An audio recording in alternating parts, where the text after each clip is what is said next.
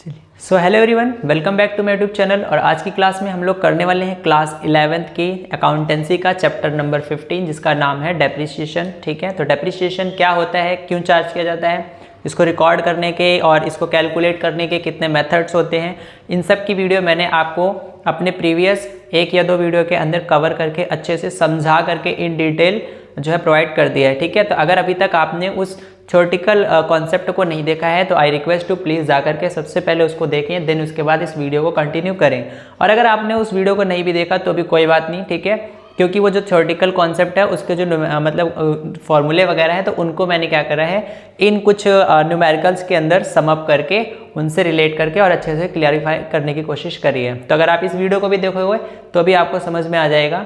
जो main part है depreciation का वो तो है कैलकुलेशन का ही है ना, तो इसलिए आप कैलकुलेशन पार्ट देख लो, यानी कि प्रैक्टिकल के 1-2 क्वेश्चन देख लो कि डेप्रिसिएशन को कैसे कैलकुलेट करते हैं, रेट ऑफ डेप्रिसिएशन को कैसे निकालते हैं, और साथ के साथ जो डेप्रिसिएशन के क्वेश्चंस हैं उनको हम लोग कैसे करते हैं।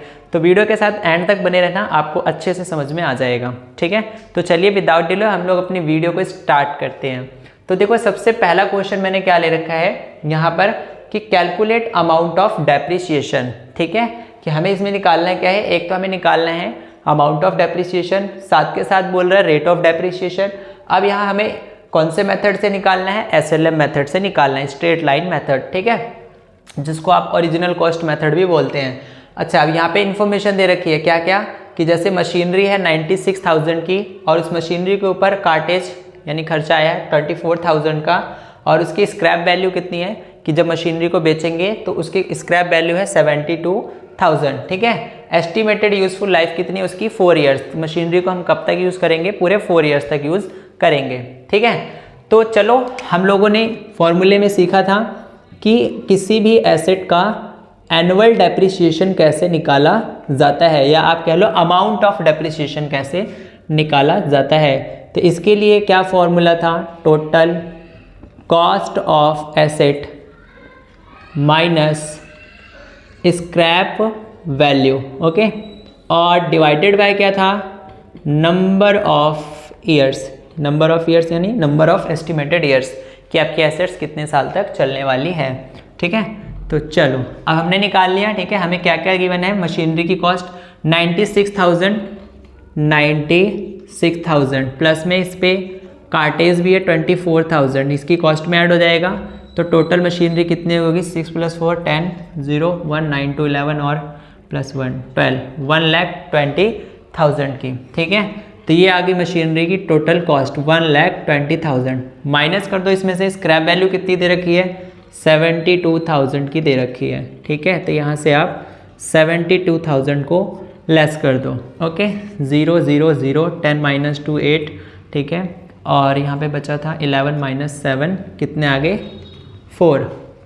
ओके, ठीक है, तो ये 48 नंबर ऑफ एस्टिमेटेड इधर आ गया। ठीक है, अब इसको हमने लेस करा, ये हमारा आ गया 48,000 डिवाइडेड बाय 4, है ना, लेस करके इतना ही आ रहा है ना 48,000। ठीक है, इसको काट दो, 4 × 1 = 4 4 × 1 = 4 4 × 2 = 8। ठीक है, तो ये क्या आ गया 12,000 पर एनम। क्या निकल के आया हमारा, एनुअल डेप्रिसिएशन। ठीक है, क्या निकल के आया है, एनुअल डेप्रिसिएशन, कि साल भर में मशीनरी के ऊपर कितना डेप्रिसिएशन लगाया जा रहा है, तो वो है 12,000। यानी कि हम हर एक साल मशीनरी की वैल्यू में से कितना कितना कम करेंगे, 12,000। ठीक है, कौन से मेथड के अकॉर्डिंग, SLM मेथड के अकॉर्डिंग। अच्छा, अब नेक्स्ट क्या पूछ रखा था, रेट ऑफ डेप्रिसिएशन। तो रेट ऑफ डेप्रिसिएशन कैसे निकालते हैं, रेट ऑफ डेप्रिसिएशन। ठीक है, तो रेट ऑफ डेप्रिसिएशन का क्या था यहाँ पर था फॉर्मूला अमाउंट ऑफ डेप्ट। ठीक है, डेप्रिसिएशन का अमाउंट, उसके बाद यहाँ पर क्या था, total cost of asset, asset की जितनी कॉस्ट है इनटू कर दो 100, क्योंकि परसेंटेज में निकालना है, रेट निकालना है हमें।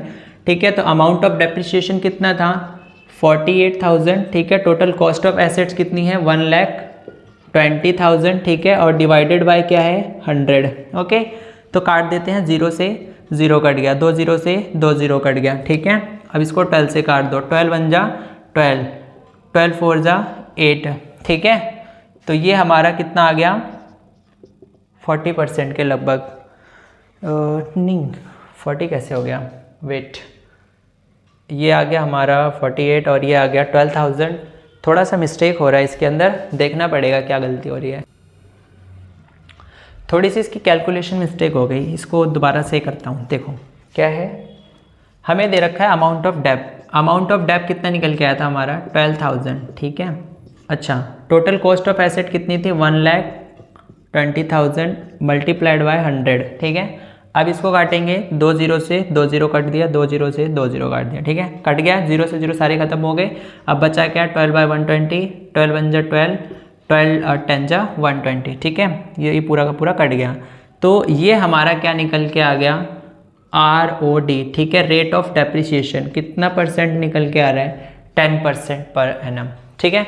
सो आई होप कि आपको यहाँ तक क्लियर हो गया होगा कि एनुअल डेप्रिसिएशन कैसे निकालते हैं और रेट ऑफ डेप्रिसिएशन कैसे निकालते हैं। ओके, अब हमारे पास है नेक्स्ट क्वेश्चन, उसको हम लोग करेंगे नेक्स्ट वीडियो के अंदर, ठीक है, ताकि आपको अच्छे से क्लियर हो जाए। तो अगर वीडियो समझ में आया है तो इसको प्लीज़ लाइक करें, शेयर करें और कमेंट करें, ठीक है। तो मिलते हैं नेक्स्ट पार्ट के साथ, तब तक के लिए थैंक यू।